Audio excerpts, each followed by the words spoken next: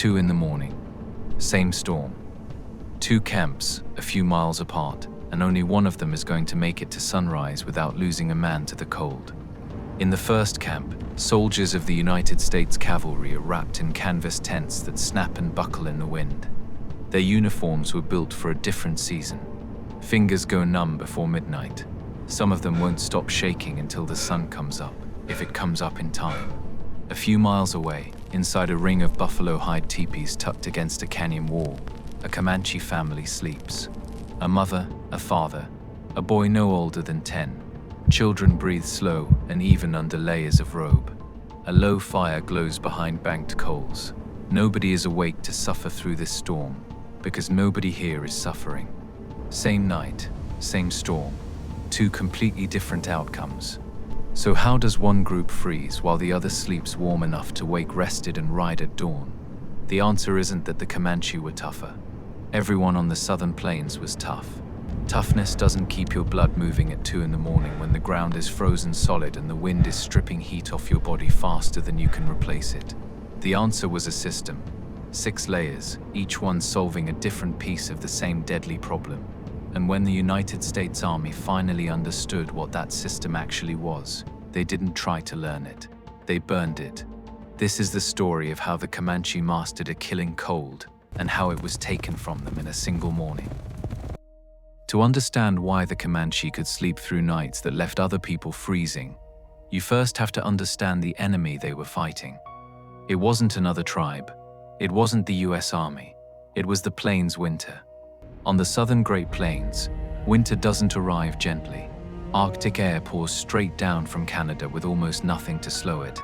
No mountain ranges, no dense forests, only open grassland stretching to the horizon. Across the Llano Estacado, the high plateau covering much of today's Texas Panhandle, that wind strips heat from your body hour after hour. Settlers who entered this country without understanding its rules paid for that mistake with frostbite, exposure, and sometimes their lives. The Comanche faced the same winter, but by the time European settlers arrived, they had already spent generations solving it. Not surviving it, solving it. Families slept through nights like these, woke before sunrise, saddled their horses, and continued their journey as though the weather had never been a threat at all. That wasn't toughness, it was engineering. And every winter, that engineering began with a decision most people would never think to question. Where do you sleep? As autumn settled over the plains and the buffalo herds drifted south, entire Comanche bands packed their camps and disappeared into the canyons. Among them was the family from the beginning of our story, the father guiding the horses down a familiar trail, the boy following close behind, the mother already searching the trees for firewood before the first teepee pole touched the ground. Their destination wasn't random. It was one of the safest places on the southern plains, Palo Duro Canyon. A vast canyon carved deep into the Texas Panhandle, with walls dropping nearly 700 feet below the surrounding plateau. Down on the canyon floor, creeks flowed year-round. Cottonwoods and other timber provided fuel. And most importantly, those towering canyon walls intercepted the brutal winter winds long before they reached a sleeping camp. Nature had already built the first layer of insulation. Palo Duro wasn't the only refuge.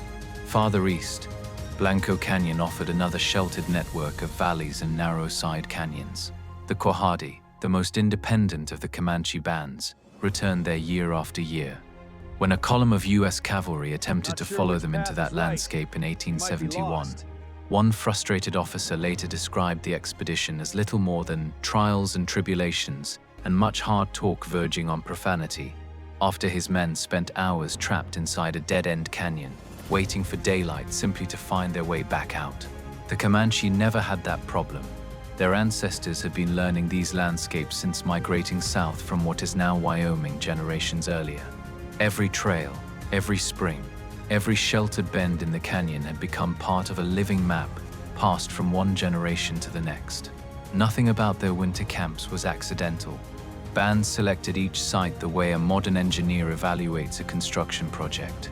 Protection from wind, reliable water, nearby fuel, and a defensible route in and out. Even the layout of the camp changed with the seasons. During summer, teepees formed wide circles across the open prairie. During winter, they stretched into rows along the sheltered canyon floor, reducing exposure to the wind while making the most of the terrain around them. Every choice answered a specific problem. Every detail conserved heat. Every decision increased the odds of seeing another spring. But choosing the right place to sleep only solved the first problem. The real engineering began the moment the first teepee pole went into the ground. The Comanche teepee wasn't a tent. Calling it that undersells nearly 4 centuries of engineering. Built from 15 to 25 carefully selected poles and wrapped in thick buffalo hides, it was designed to do something most shelters of its time couldn't: keep people alive through a plains winter. 2 innovations made that possible. The first was the smoke flap system at the top of the teepee. Adjustable openings let a family keep a fire burning inside for warmth and cooking while carrying the smoke safely out above them. That sounds simple. It isn't. Seal the shelter completely, and the fire eventually kills you. Leave it too open, and the wind steals every degree of warmth you've created. The teepee solved both problems at once. The second innovation was even more effective. A second lining of hide hung inside the outer wall, creating a pocket of trapped air around the living space, the exact same principle modern double-pane windows use to reduce heat loss. When winter became especially severe, dried grass was packed into that gap, creating another layer of insulation. The result was remarkable: a shelter warm enough for a small fire to heat efficiently, strong enough to withstand winds that flattened the canvas tents issued to US soldiers, and portable enough to be dismantled, loaded onto a horse-drawn travois, and rebuilt at the next camp in less than an hour. The people who mastered this technology weren't the warriors, they were the women. Comanche women built the teepees, maintained them, and decided when a camp moved and where the next one would stand. Mothers passed that knowledge to daughters, generation after generation. It was every bit as important to survival as riding a horse or drawing a bow. Comanche leader Quanah Parker later explained its importance simply: the white man goes into his church and talks about Jesus. The Indian goes into his teepee and talks with Jesus. It wasn't just a shelter, it was the center of Comanche life. By the time our family's teepee stood ready that evening, the mother had already inspected the lining twice, packing dry grass into a narrow gap where the north wind struck hardest. But even the best shelter has one weakness. Eventually, the heat begins to fade. The Comanche solved that problem too. Warmth came from the buffalo robe, and a robe wasn't just another hide. Buffalo taken during the summer produced thinner hides better suited for clothing and teepee covers. Winter robes came from animals carrying their thickest coats of the year. That fur had an extraordinary advantage. Each individual hair was hollow. Those tiny air pockets trapped warmth exactly the same way modern down jackets do today. Inside an insulated teepee, beside a low fire, a single buffalo robe created its own pocket of warmth around the sleeper. The Comanche rarely stopped at one. Robes beneath the body blocked heat from escaping into the frozen ground. More robes above trapped the body's warmth inside. Preparing one took days of demanding work, scraping, stretching, softening and treating the hide until it remained flexible even during deep freezes. Like the teepee itself, this was knowledge preserved largely by Comanche women. The robes became so valuable that European and American traders eagerly sought them, helping fuel the commercial demand that contributed to the destruction of the buffalo herds during the 19th century. Even then, there was still another layer. Before going to sleep, stones sat in the fire for hours, slowly absorbing heat. Once hot enough, they were wrapped in leather and tucked into the bedding, releasing warmth long after the flames had died down. The fire itself wasn't allowed to burn out either. Its coals were carefully banked beneath ash, preserving enough heat to restart the fire quickly the next morning. On a frozen dawn with stiff hands and damp fuel, the difference between relighting a fire in 2 minutes instead of 30 could matter enormously. Even the fuel reflected generations of experience. Dried buffalo dung, known simply as chips, burned hot, burned slowly, and could be gathered almost anywhere the herds had grazed.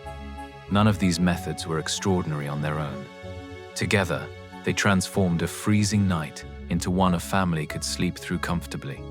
That evening, The boy drifted to sleep with a warm stone resting near his feet, while his father banked the glowing coals one final time. But one final layer remained, and it's the one most people never think about: food. The Comanche staple was pemmican, dried buffalo meat mixed with rendered fat and sometimes crushed berries. It wasn't simply convenient, it was engineered for survival. Rich in fat, pemmican released energy slowly through the night, keeping the body's internal furnace burning while temperatures outside continued to fall. Modern cold weather research confirms exactly why it worked. Fat provides a slower, steadier source of heat than carbohydrates, helping maintain body temperature over many hours instead of producing a short burst of energy that quickly fades. Even the berries served a purpose, supplying vitamin C during winters when fresh plants were almost impossible to find. This wasn't luck, it was centuries of refinement, a recipe perfected because getting it wrong could mean never waking up. Yet even that wasn't the final layer. The last piece of the system was also the most unexpected: living heaters. The Comanche transformed life on the southern plains after acquiring horses from Pueblo peoples following the Pueblo Revolt of 1680. Within a single generation, horses had become central to nearly every part of their culture. Boys learned to ride before most children today learn to read. Horses represented wealth, mobility, and survival. And on the coldest nights, some were brought inside the tepee, not as pets, as another source of heat. A horse produces a remarkable amount of body warmth, and inside an already insulated shelter, that warmth noticeably raised the interior temperature. On the harshest night of that winter, our family's father led their best horse through the entrance flap himself, tying it close enough to the fire that its steady breathing became part of the sound the family fell asleep to. Every layer depended on every other. The canyon blocked the wind, the tepee trapped the warmth, the lining held the heat, the robes insulated the body, the heated stones carried warmth through the night, the pemmican fueled the body's own furnace, the horses added heat of their own. Remove one layer, and the family could probably survive. Remove two, and survival became uncertain. Remove the entire system, and a single winter night could become fatal before sunrise. By the 1870s, the United States Army finally understood something that had taken decades to recognize. They weren't fighting better warriors, they were fighting a better survival system. And once they understood that, they stopped trying to defeat the Comanche. They started destroying the system itself. On the morning of September 28, 1874, Colonel Ranald Mackenzie of the 4th U.S. Cavalry reached the rim of Palo Duro Canyon with roughly 400 soldiers. 700 feet below him lay the winter camps of the Comanche, Kiowa, and Southern Cheyenne. Families had gathered there for weeks, storing food, preparing robes, repairing tepees, and readying themselves for another winter, just as their parents and grandparents had done before them. Somewhere among those camps stood the family we've followed since the beginning of this story. Before dawn, Mackenzie's scouts discovered a narrow trail winding down the canyon wall. One by one, the soldiers descended into the darkness. By sunrise, they were already inside the camps. The surprise was almost complete. A Kiowa holy man had assured the gathered bands that the canyon would protect them, just as it always had. For generations, it had. One Comanche scout spotted the soldiers only moments before the attack began. There wasn't enough time. Families scattered in every direction, scrambling up the canyon walls toward the open plains above. The mother seized her son's hand.